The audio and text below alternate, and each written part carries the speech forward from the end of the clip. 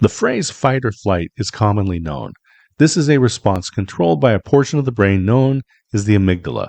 Buried deep in both hemispheres of the brain, the amygdala is responsible for processing certain emotions. These emotions include fear, anger, pleasure, and anxiety. This presentation is based on the book Freeze, Inaction in the Face of Business Crisis, jointly written by Veronica Jeans and me, D. Scott Smith. I noticed the pandemic accelerated a lot of what had already been occurring, such as people working from home and local product delivery services increasing. I also recognized a pattern I've seen in past crises, one of inaction. First, let's take a moment to define crisis. It can be large and affect regions and many businesses, such as the pandemic, economic crisis, or a natural disaster. A crisis in your business may be localized, such as the loss of a key employee, large client, change in customer behavior, or the non-renewal of a lease. When we face a threat, our brains prepare us. The amygdala kicks in and activates autonomic nervous systems. We get a surge of adrenaline. We are ready to fight or flight, face the danger or run from it. Another reaction is to freeze. Freeze is dangerous to your business. The pandemic led to a lockdown and certain businesses were declared non-essential. These businesses were prevented from operating. Of course, no one was prepared for such circumstance. I witnessed distinct types of responses to the event. Some business owners put energy into finding fault and placing blame. Institutions were going too far or not doing enough. This was non-productive. They were in fight mode. I saw business owners take flight. They actually put signs up in the windows of their business saying, "See you in 2 weeks." They just walked away and did nothing. Pure flight. There were others who recognized that within the threat was an opportunity. Restaurants who could not see people inside instituted touchless curbside delivery. Roofers began using drones to survey homes to provide quotes. The difference is understanding your business.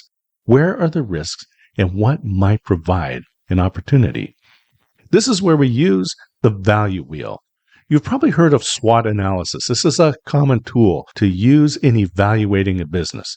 SWOT is an acronym which stands for strengths, weaknesses, opportunities, and threats.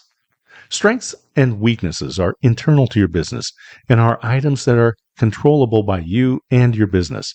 Threats and opportunities are items that are external to your business and are those things over which you have no control. We can leverage strengths, weaknesses, opportunities, and threats when they have been identified. In business, we cannot plan for every eventuality. However, we can prepare for crisis. A SWOT analysis used with a structure or framework will aid in disaster preparation for your business. That framework is the value wheel. We'll start by looking at the value proposition and then each of the spheres which orbit the value proposition. The vulnerability and potential gains are internal, strengths and weaknesses, and external, threats and opportunities. The list will be limited and is intended to provide an example of how to apply the value wheel to your business.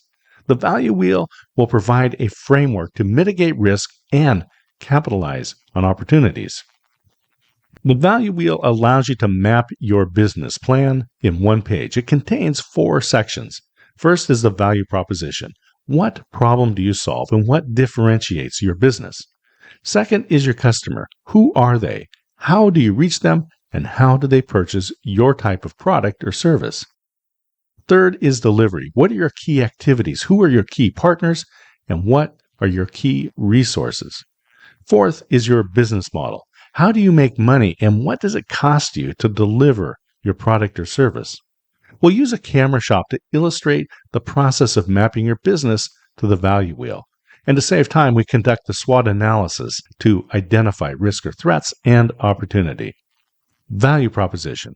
The camera shop provides products, training, processing, and repair to photographers. The business is local with long-term knowledgeable employees who are photographers just like their customers. The threat, key employees leave and the knowledge or expertise is no longer available. Mitigation of the threat, Create a training program based on the employee knowledge. The training could be used by both customers and new employees. Capitalize on opportunities. Leverage the training course to deliver training beyond the local geography. Customers purchase at the local retailer. They are more affluent and possess skills beyond a simple point-and-shoot camera. Threat. Customers switch from making high-ticket item purchases at local stores to online retailers. Mitigation of the threat and capitalizing on the opportunities. Sign affiliate agreements with the online sellers. Place computers in the store to allow customers to make their online purchases. The store would receive a commission on the sale and would not need to maintain expensive inventory on hand. Business delivery, providing in-house film processing and equipment sales. Threat. Digital photography does not require lab processing. Mitigation of the threat. Change in-house processing to provide access to an off-site processing lab. Capitalize on the opportunities. Replace the in-house lab for film processing with in-house printing of digital photographs on high-quality digital printers on a variety of media. Business model. Income comes primarily from equipment sales. Threat. Sales decline due to customers purchasing online. Mitigation of the threat and capitalize on opportunities. Change the business model from equipment sales to training in photographic techniques, especially digital photography. Business crises are continuous and relentless. Map your business on the value wheel and conduct a SWOT analysis to not only mitigate the risk, but also to capitalize on new opportunities. More information is available at stopinaction.com.